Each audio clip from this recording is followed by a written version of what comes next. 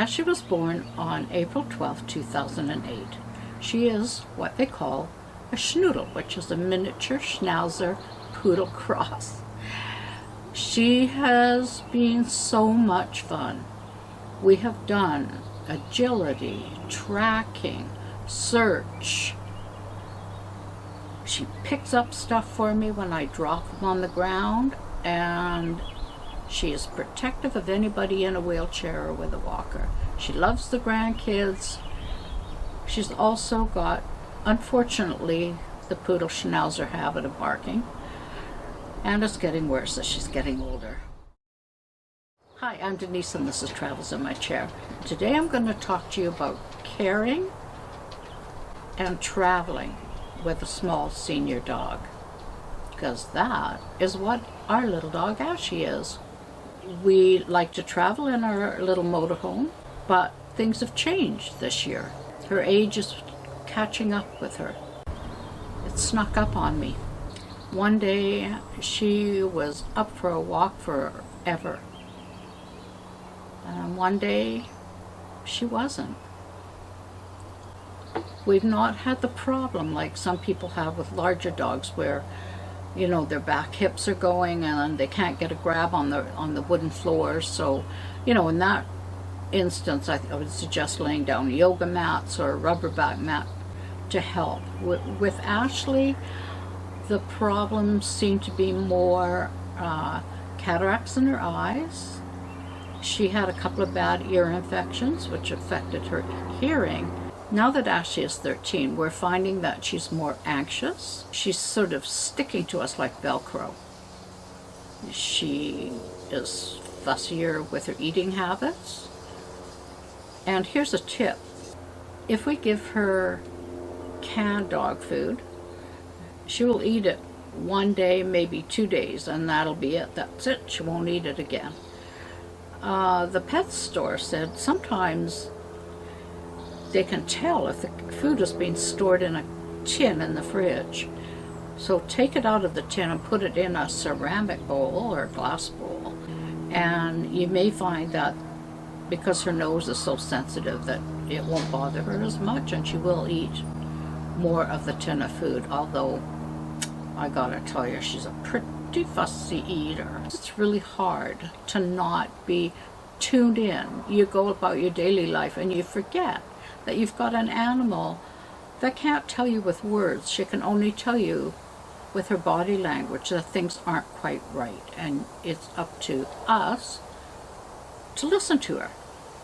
Ashley gets tired really easily, and her long walks are now more shorter walks with a lot of sniffing. When you have a dog that's getting hard hearing or cataracts, I think it's important to keep the house fairly laid out the way that they remember, so that they're not bumping into things they're not, because when they can't see really well or hear really well, they do get more anxious. Also, Ashley is suffering from urinary incontinence at night, so both our beds, because she sleeps with us, are covered with pee pads. And sometimes she won't pee on them, but more often than not, sometime in the middle of the night, she does. She used to love car rides, and she used to love going in White Lightning, our Class B leisure travel van. We noticed last year, for the very first time, that when we went to visit our daughter and the air conditioning went on the vehicle, Ashley was not a happy camper. She was panting, she was uncomfortable, she didn't sleep properly, she didn't eat, and we thought, okay, that means traveling with her is over, or we've got to make some adjustments. So the first adjustment, get the air conditioning fixed on the van, for sure. The second thing when you're traveling with an aging animal is to have shorter trips, and we stop every hour because she likes to sniff where she is. That's her thing in life. I think too, because she doesn't eat when we're on the road, she probably gets a little bit of travel sickness feeling. So we give her lots of fresh water, but we don't feed her until we've stopped for the night. The bed that she likes to be on is situated between our two seats on the floor, and we make sure it's comfortable for her. When we're traveling, one of us stays with her in the vehicle. When we have to stop for something, we don't leave her alone in the motorhome anymore. And if we do have to go out when we're at home, we do 2 hours, probably max. Used to be 4 hours, but now I know that she doesn't relax 1 second while we're gone. She's got her face pressed against the window, very anxiously waiting for us. Like I said, she's sticking to us like Velcro. Or whether it's just the fact that she's probably getting a little bit of dementia. She's beginning to do things that are repetitious, like scratching on the floors if she's making a bed, and you'll tell her, no, you don't need to do that, Ashley, don't do that. And she'll continue. When you're at home with your little dog, watch her closely. If your dog is licking its lips a lot, it could mean that it's anxious, but it also could mean that it's in pain. Same with licking its paws. So with Ashley, at the beginning of the year, she was having some health issues, and I was really afraid that this was going to be the end for her, because she was licking her lips a lot, she was licking her paws a lot, she'd pant. It was excessive, the panting.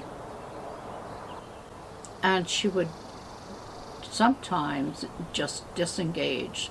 So in other words, as people approached her, she has a little stool by the window that she looks out, like her world, you know. But sometimes she would just turn her head, or even angle her body away, that she didn't want anyone to look at her, and she didn't want anyone to touch her. Sometimes they were very tiny little hints that something was wrong. They didn't all happen at once, and it was really easy to miss that she was uncomfortable. As your dog ages, you should get in the habit probably of taking that animal into the vet a couple of times a year for a wellness check, just to make sure. And plus, then you've got a baseline to know what exactly is going on and what's normal and what isn't. With Ashley, the last time she went for a wellness check, after she had been off her food, and then she went from either excessive drinking or not drinking at all, and took her to the vet. They did a complete blood workup. There was things that were elevated, but what they discovered near her rear was a lump, and that lump grew from a very small lump to one the size of a grape. And her vet said, you know, that could be cancer, but because of her age, we would not do surgery. We wouldn't put her through that. We love Ashley. She has given us years of enjoyment and fun. I have not ever laughed so much as I have with that dog. Some of her antics are just crazy. Let me give you a quick example. 2 years ago, we were getting ready to take a trip to the island, and she knew, and she had to make sure her 4 toys were packed, and she checked. And also when we looked outside, she had lined her toys up on the ramp, all facing towards the van. Traveling may not be the way you wish it could be, and you may have to just put a little temporary halt on stuff. But please remember, and this is what I told our vet, I hope that we'll know when it's time to let her go. A small dog can live 12 to 17, 18 years. But you want those years to be quality years, and you want her to be comfortable and content. She may not run around in circles chasing after the kids like she used to. Or, as in Ashley's case, she may still do that and then go, oh man, what was I doing? And then sleep for 2 hours. But as long as you're tuned in to what your dog needs and what your dog's telling you without words, all will be good. Thanks for joining me today as I shared a little bit of our journey with Ashley, our schnoodle, caring and traveling with our small senior dog. You know, please subscribe if you haven't, share if you wish, like if you wish, and we'll see you in 2 weeks. Bye for now.